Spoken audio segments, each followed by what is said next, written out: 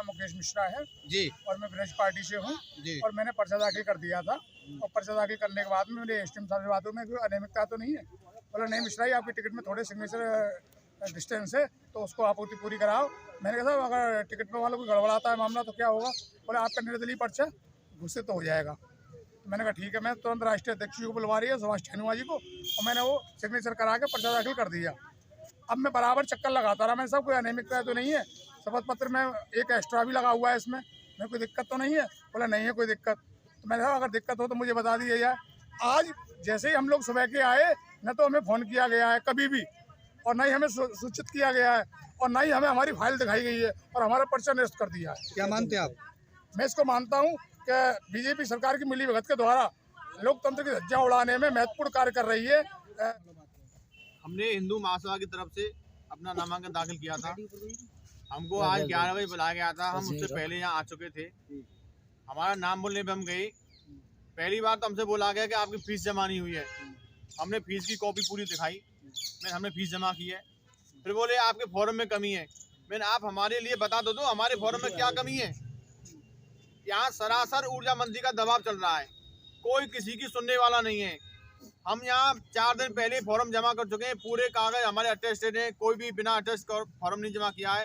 Fees हमने जमा की है, लेकिन फिर भी हमारा फॉर्म जबरदस्ती यहाँ खारिज कर दिया गया है।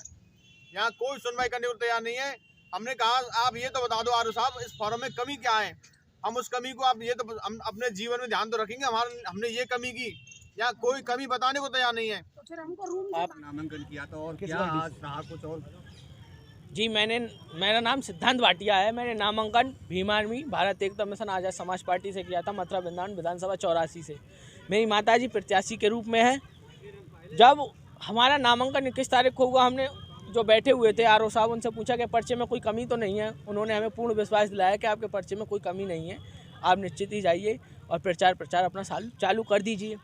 जी ठीक है। आज हम जब आए तो उनके एक स्लिप और थी, वो जमा करनी थी।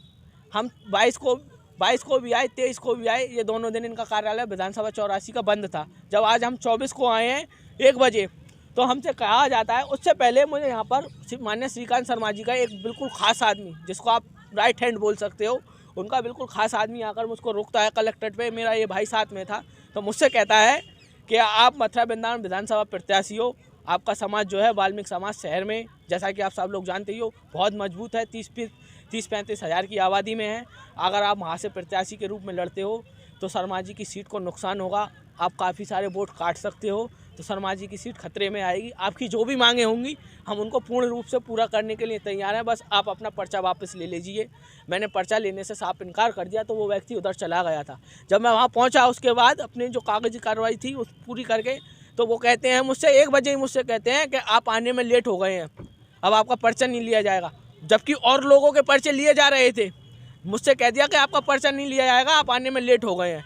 मैंने कमी बताई है कि कमी कोई नहीं है। मैंने कमी होगी जैसे और लोगों को में कमी है, कि आपके में कमी नहीं है, आप लेट हो गए हो।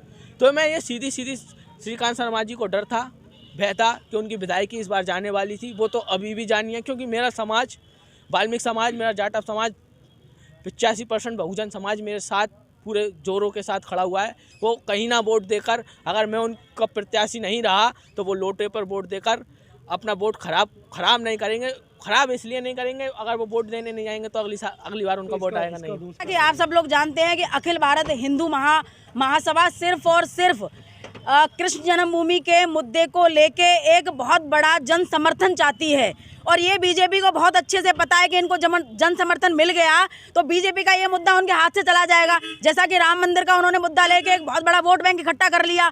इस वजह से ये लोग बहुत चिंतित हैं, बहुत परेशान हैं। इस वजह से ऊर्जा मंत्री जी का बड़ा प्रेशर था इनके पर्चे पे।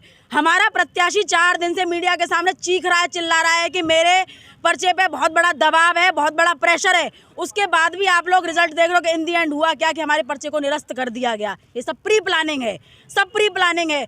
अधिकारी यहाँ मौजूद क्यों नहीं है, डीएम साहब यहाँ मौजूद क्यों नहीं है, मैं पूछना चाहती हूँ। कौन सा क्षेत्र, आज के दिन भी कौन सा क्षेत्र? हमें न्याय मिलना चाहिए। मैं चाहती हूँ कि अखिल भारत हिंदू महासभा को न्याय मिलना चाहिए। हम बहुत बड़ा आंदोलन, इतना बड़ा आंदोलन खड़ा कर देंगे कि ये लोग संभाल नहीं पाएंगे। बहुत ही मेरा हृदय बहुत ही दुखद है, बहुत ही द्रवित है इस बात से कि हमारा जो भारत देश है, कहा जाता है कि लोकतंत्र है ये, लेकिन लोकतंत्र मुझे कहीं से नहीं लगता। आज जो स्थिति भारत देश में आ गई है वो सत्ता में बैठे लोगों की और प्रशासनिक गठजोड़ का बंधन हो गया है।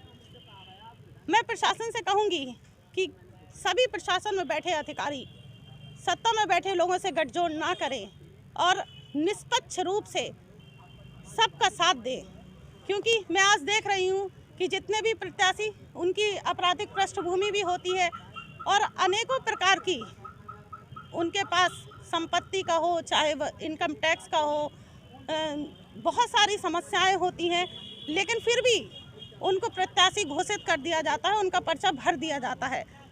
होना क्या चाहिए कि जिनका आपराधिक पृष्ठभूमि है और जिनकी बहुत तरह की समस्याएं हैं उनका जरूर पर्चा खारिज होना चाहिए, लेकिन जो सच में साफ सुथरे प्रत्याशी हैं और जिनका कोई आपराधिक मुकदमा नहीं है वो अपने सारे पर्चे साफ सुथरे भर रहे हैं, तो उनमें अगर मानवीय त्रुटि, एक छोटी सी मानवीय त्रुटि, हमें 10 लोगों के प्रस्तावक का नाम देना था, उसमें से 9 प्रस्तावक अच्छे सही था और 1 प्रस्तावक कोई अपराधी नहीं था, वो चाय बेचने वाला है, जो चाय बेचता है, एक छोटा सा व्यक्ति, लेकिन सिर्फ इतनी मानवीय त्रुटि हो गई कि वो दूसरे विधानसभा का हो गया। अगर हमारे 9 प्रस्तावक